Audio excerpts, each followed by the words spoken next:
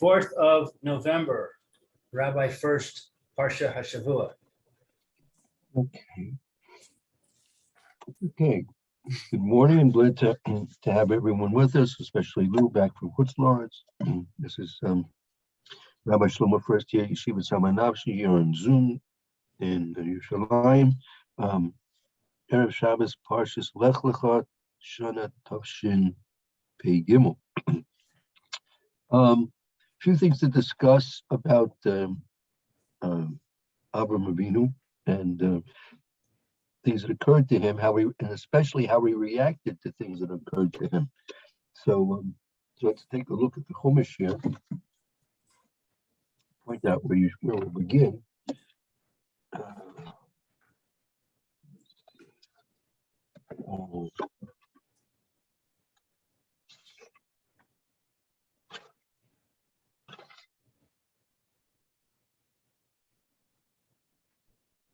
All right, let's start with in Perek Yud Beis, Pasuk Daled.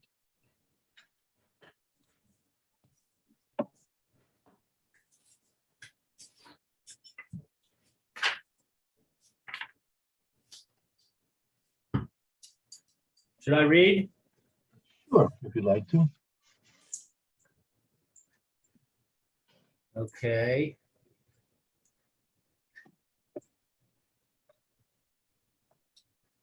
All right. Avram ka'asher diber elav Hashem vayelech ito lot v'Avram ben chamesh shanim v'shiv'im shana v'tzeso me Haran. So Abraham went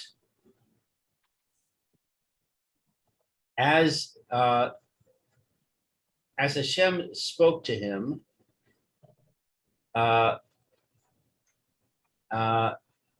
and Lot was with him. Abraham, or I guess it's Avram at this point. Yeah, we could have usually referred to it. If you're reading the Pasuk, it's Avram, right? Was 75 years old when he left Haran. All right, so Abraham went with Lot when he was 75 years old, and he left Haran according to what Hashem said.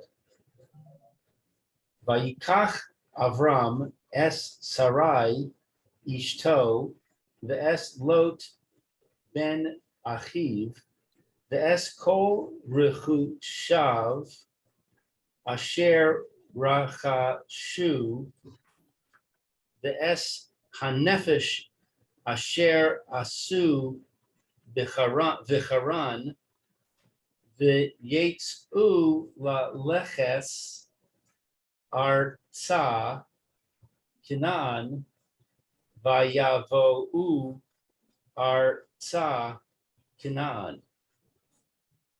So Abraham took Sarai, his wife, and Lot, the son of his brother, and all their possessions that they possessed, and the souls that they made in Haran, and they went out to travel to the land of Canaan, and they came to the land of Canaan. Let's stop there. Seems like a lot of redundancy in these verses. You think so? Yeah. They went to Canaan and they came to Canaan. That's not a redundancy. It says they went forth to go to Canaan and they came there. So I went to go to the Kotel and I came to the Kotel. I got there. I wasn't diverted. He wasn't diverted. He went straight. Well, why does it have to tell us that Lot was the son of his brother twice? Well, that's another question. Yeah, that's another question. Why do you have to tell them twice? You weren't paying attention the first time. I don't know. Well, the first, and Abraham took and Lot, his brother's son, and all something.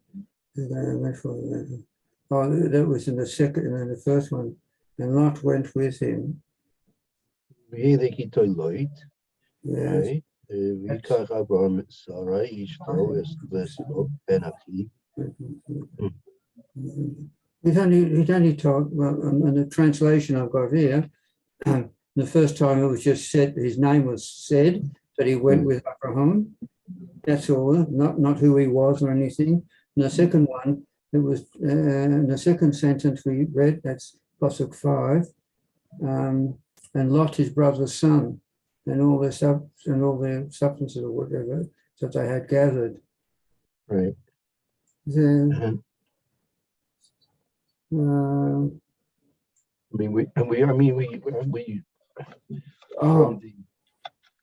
sorry, Lot, his brother's son, could also infer that Lot had the values of Esau.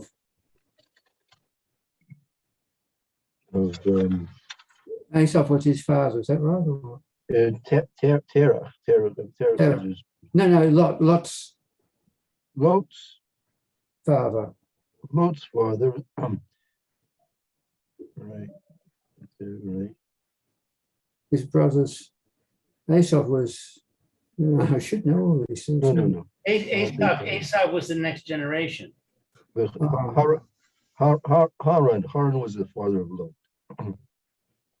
Haran was the father of Lot, and Haran was a brother of Abraham. Yeah. And what was Haran like? What was he like? I'm not sure. Did he follow Hashem, or was he an idol worshipper? Well, to answer that question, you need to take a look at 1 second. Well, yeah. Well, if you don't mind, I prefer not to get diverted too much, or if at all. Yeah. Haran was killed. What you can take a look in Pasuk, go back to Perik Yud Aleph, and take a look at the Rashi in Pasuk 28. Kofes. Here, look at the Pasuk first, but Yamas Haran, Al Pnei Terah. 28, and Haran died before his father Terah in the land of his kindred in and the Chaldeans. So he was an idol worshipper. Well, take a look what Rashi says. Rashi explains the situation. You could read it in English. Yeah. Musa said that he died through his father.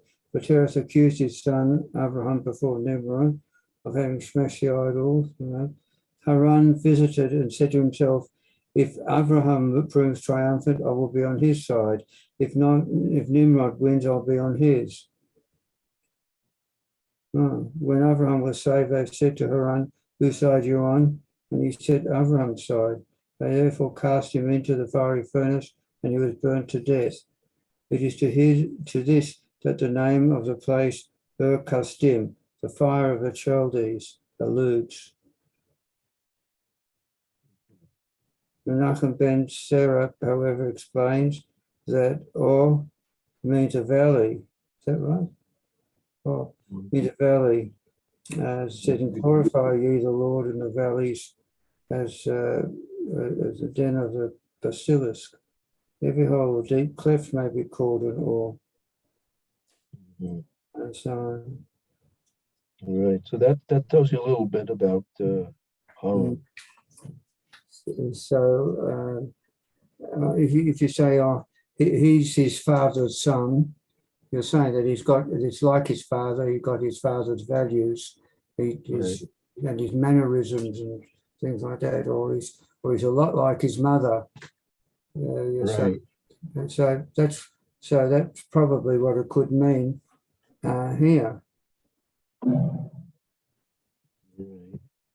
He's part of the family, and this is Yeah.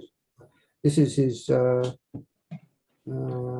connection. Yeah. So this is Yeah, as we know that he was a nephew of Abraham. yeah. So that's why I think it's not a All right. Okay. Good. So that's a good insight into Haran. Now it says here in the pasuk that Rika Abraham took. He took Sarah, his wife. Vikach Avram es Sarah ishto v'esloit Anochi. So this expression Yikach is a very special expression. I'm not sure if you have the Targum, but the Targum says the Daber Avram yes Sarah to say that Avram spoke with Sarah and with Lot. He didn't take them forcibly. He took them by speaking to them. He convinced them. Right? He convinced them. And there's I'm not sure if you have go back to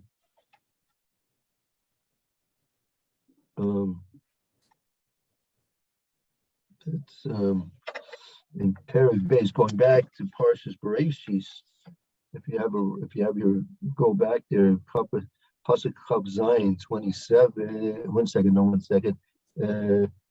Yeah, Pasuk 16. Pasuk 16. No, sorry. 14. What chapter? The second chapter, Bays. 16. Yud base is 12. Yud Gimel. Yud Dalet. Getting there. Yud Tesvav is 16. No. What's Tesvav? Tesvav would be 15. 15. And the next one is Tesvav. No, so we need Tesvav. We need 15. So the eternal God took the man and placed him in the Garden of Eden to cultivate and keep it. And the eternal God commanded the man, saying, of every tree of the garden you may freely eat, but of the tree of knowledge, etc. Right. So take a look at Rashi here. Rashi explains Yika, Vika. Where's can't find all this. Let's see what was it? That was 15, was it? Right. 15. And he took with him kind words that induced him to enter.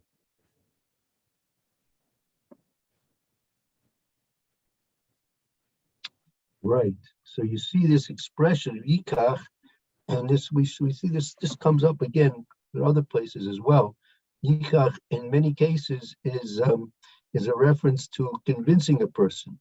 You don't just Yikach could be that you forcibly just take them, right? Taking, it means literally taking, but in many cases it means that that it was a conversation which was had that was made and designed and successfully convinced the other person to do something, right?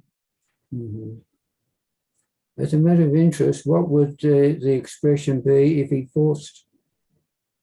Abraham forced Sarah? How would that be expressed? I'm not sure. I can't really tell you.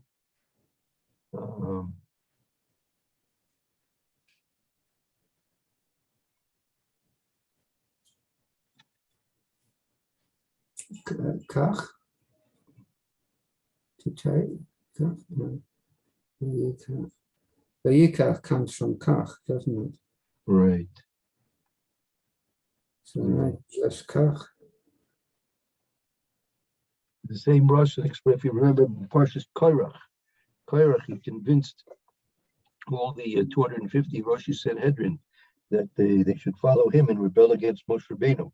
So he was convincing them through words. Mm-hmm. So, but yet the Torah doesn't say what Avraham said to convince them, right? Right. That is left out of the situation here. Probably not important. Yeah. So for that,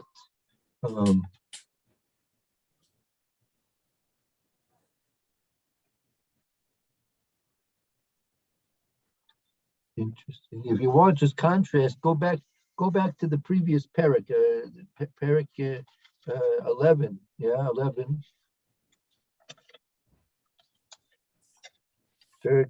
Chapter 11 and pasuk Chav Tes 29. You'll see the word shows up there also, but in a different way, perhaps.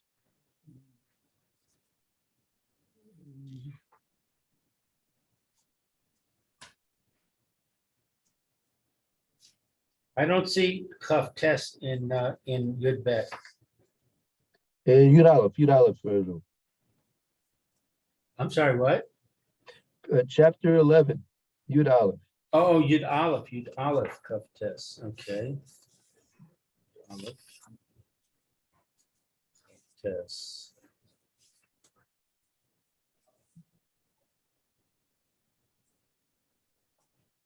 They took themselves. Well, yeah. Well, it says Yikach in 20 pasuk 29. Yikach Avram v'Nachor lehem noshim. Shem Eshes Avram Sarai. Shem Eshes Nachor Milka. Bas Haran. Avi Milka. Avi Iska.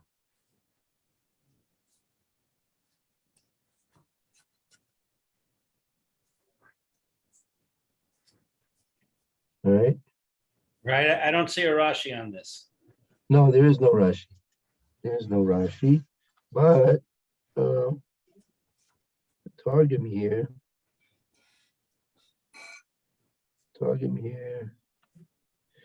Right, the Targum does not translate it the way it translated it by us, that it was Dibor. He said Venisiv, meaning it means to marry. So this is also an expression. It could be used as if in relationship with a man taking a woman, meaning that he married them. They married them. Right. And if you want, okay, go a few more psukim, and go to pasuk 31, Lamed Aleph.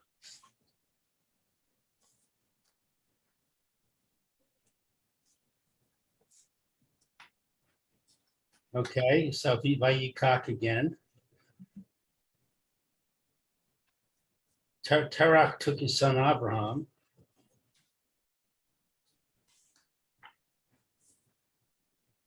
Right. So here the Targum says udvar, meaning Terach took. He spoke with them. Terach spoke with them. Right. So you have these different nuances when the pasuk uses this word from Yikach. You need to be very careful what the Meforshim say in terms of what actually took place here. Right. Okay, let's continue on. Let's see. It's a chutzah. No, 1 second. Let's jump to a pasuk over here. Um, yeah.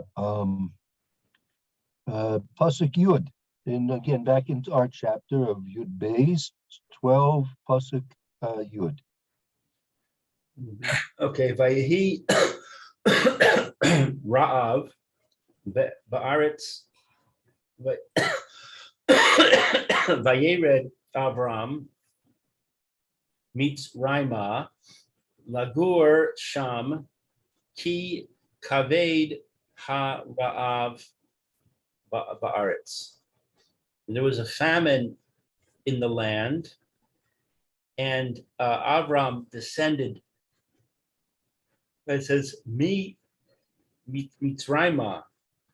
That means to Mitzrayim. Yes.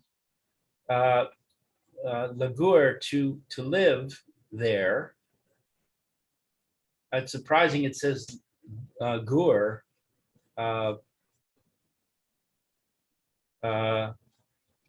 No, I guess that's right. Lagur to sojourn there. Well, not really intending to stay. He was just going there temporarily. Right. Because the famine was very strong in the land. Mm-hmm. Right. Okay, continue on. Let's see the next pasuk. Vayhi kasher hikriv lavo mitzrayma vayomer el sarai ishto hine na yadati ki isha yafas mar'eh at. Okay, so it was when they were near to come to Egypt. Avram said to, or he said to Sarai, his wife, behold, now I know that you are very beautiful.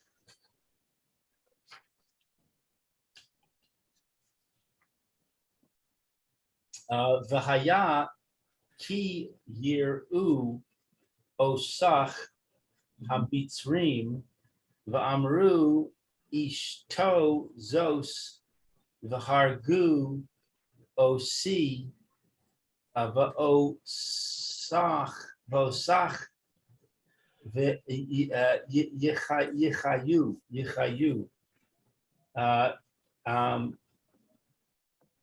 And it will be when they will see you, when the Egyptians will see you, they will say,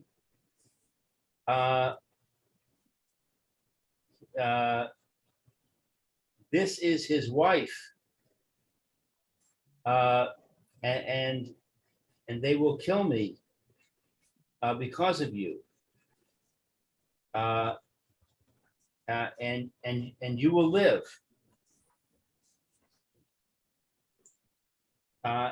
Imri na achosi at leman yitav li ba'vorech v'chaisa nafshi biglalech.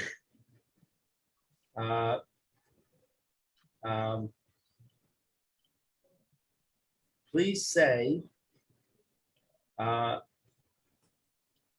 sister, you are my sister, in order that it will be good for me on account of you, and that will be that my soul, I'm sorry, and my soul will live because of you. Right, right. Very good. Okay. Nice, very good. Let's take a look at the Rashi here in Pasuk Yud Aleph. Yud Aleph. Behold, now I have known the enigmatic midrash until now. He had not noticed her the quality of beauty. He had not noticed in her the quality of beauty as a result of the modesty in both of them. But now he recognized in her this quality through an incident. The footnote says, the Midrash says that when they arrived at the Nile, Abraham saw Sarah's reflection in the river's water shining in the sun. Right. Okay, so he saw her reflection and he realized that she was beautiful. Alternatively, it is the way of the world, i.e., what normally happens is that through the strain of the road, a person becomes unsightly. But this one, Sarah, remained with her beauty despite the journey.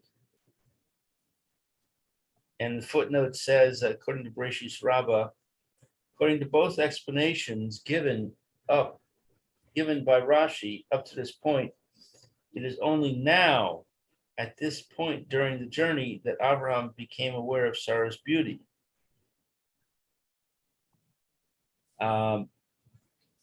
But the simple meaning of the verse is, behold now, the time has come to be concerned about your beauty.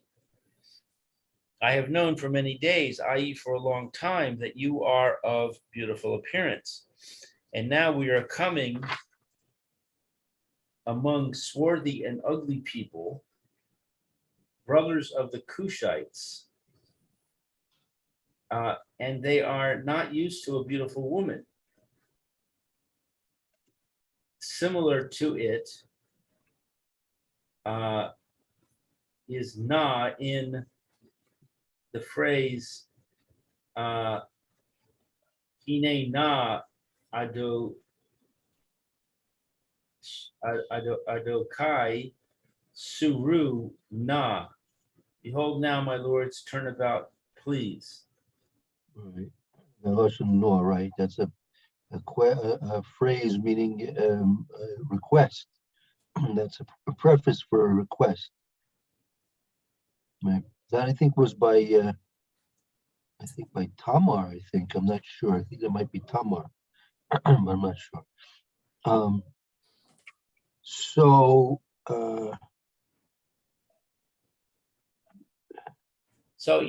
it's troubling to me that Rashi makes this comment about they're ugly. Right. Because if you come with a beautiful woman, the people don't have to be ugly to want to steal her. No. I mean, I think he was talking about in relationship to the other women. The other women there, she would be outstandingly beautiful. Right, but what I'm saying is, even if the other women were beautiful, you don't need this to say that the other women weren't beautiful. Even if they were beautiful, they'd still want her. And I mean, but she would be particularly noticed. I think that's the point, that she's going to be particularly noticed. She's not going to be very people are very interested in her. So because of the contrast is if they weren't so ugly people, so it wouldn't really, she wouldn't make such an impression, right? But apparently they were not blessed with beauty in a general way. Is that your experience in life? Right.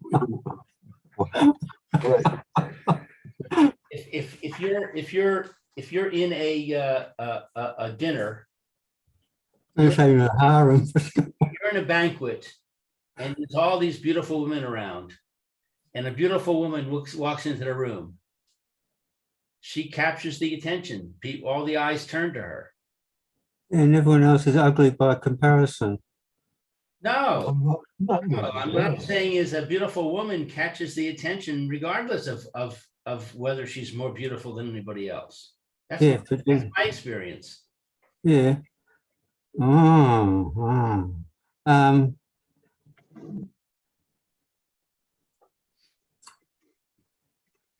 Yes, but if you're going to, yeah, all right. But yeah, I was just thinking that, all right, so she's beautiful, very beautiful. And when you look at the other women to compare them to her, you'll see that they go down a few points. Well, I mean, Rashi says two things. He says, "Akshavanu boim bein anashim shchorim," going amongst the blacks, and muchorim and ugly ones. They're black and ugly. The two peoples. Well, I mean, I don't know about two people. I mean, those were the. I think it was one. Basically, he was going down to the Mitzrayim. So the Mitzrayim were from Achehem Shel Kushim, right? They were brothers of Cush, and they had these characteristics of being black and then ugly. Mhm. And so Sarah, being a white woman, number one, white. That's also when we say in the Haggadah Shel Pesach that we were the Jews in Mitzrayim, we were outstanding there. We were very well noticed because they were white people. They were white people amongst a group of a population of blacks. And what exactly? So black is one thing. I mean, there's reasons why they were black, also, if I'm not mistaken. But not so pretty. They weren't so pretty.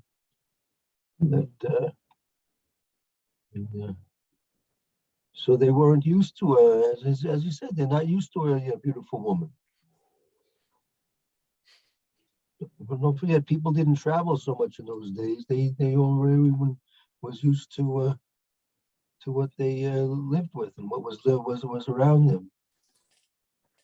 Are Sarai and Esther the only instances in all of our history that we say these were beautiful women?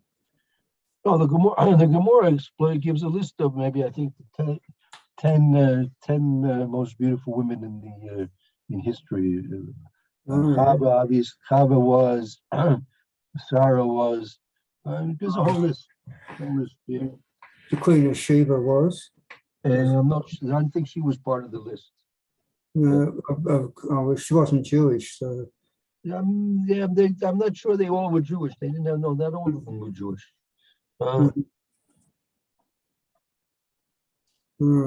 And why do you say that they're the brothers of the Cushites? Don't we learn that that the children of Ham were all black? I think so. There's another reference for that, right? Something like that, right? So they're the children of Mitzrayim, who was a brother of Cush. But so what? Why do we need to know that? Well, obviously we do need to know this. So the question is why? That's right. All right. I mean, the question is not why on the earth do we have to know this, but the question is, we know that we were told this, so now we have to find out why. Right. I think that's the slant.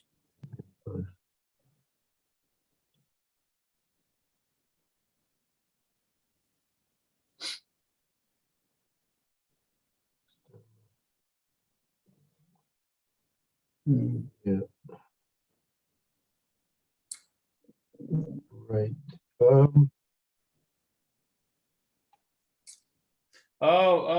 I see. I have a footnote here that explains. Okay, It says in Yirmiyahu, Hmm. it talks about the Cushites being black. right, And since the Egyptians are from Mitzrayim, who was a brother of Cush, Hmm. therefore they were also black. uh-huh, Don't we have a midrash that says that the children of Ham were black?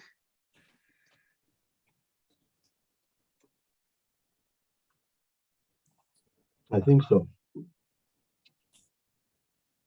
Isn't it said in Noah or somewhere else like that? We were talking about Noah's children, Right, and then so it said there somewhere. No, it says that he curses Canaan, but it doesn't say anything about being black. It says that he's a slave of slaves. right, And it says that he didn't curse Ham because Ham was blessed. And you can't curse him because he was blessed. Hmm. But if he's blessed, then why are his children coming out black?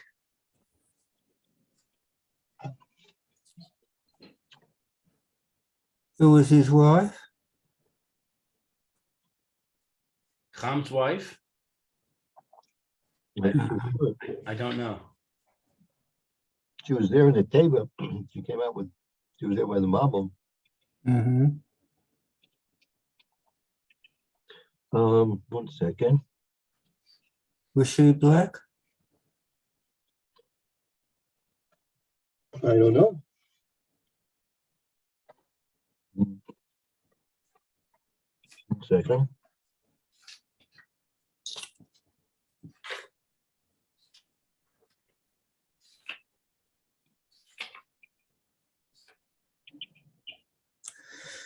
All right. Oh, wow, I see we've gone over time. All right, My connection is unstable. all right.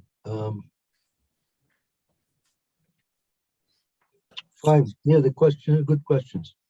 Have to, why did they become black? All right. So,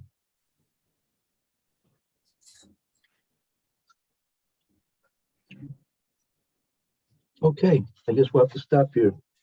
10:30. All right, What's that? Mr. Shem, continue on in the beginning of the week, Mr. Shem. Okay, see you Okay. on Sunday. And we've got those questions about Aveda Zora. Right, we'll see if I can find something. I'll Where come would back to you.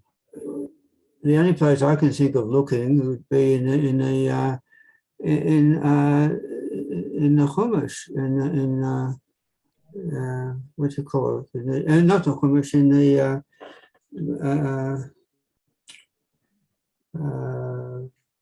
Sechter Aveda Zora. Right, we'll have to, I don't know if what It is other this- places. it is discussed, it is discussed. So we'll try and find something that'll be relevant for you on that, Mr. Shem. Okay, very good. Okay. Should have a good Erev Shabbos and hope to see you Shabbos, beginning of the week. be well. Be well. Good to see you back.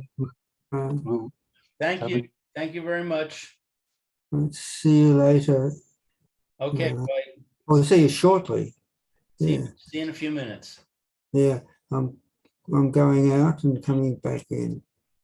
Right, and under Rabbi Levitt.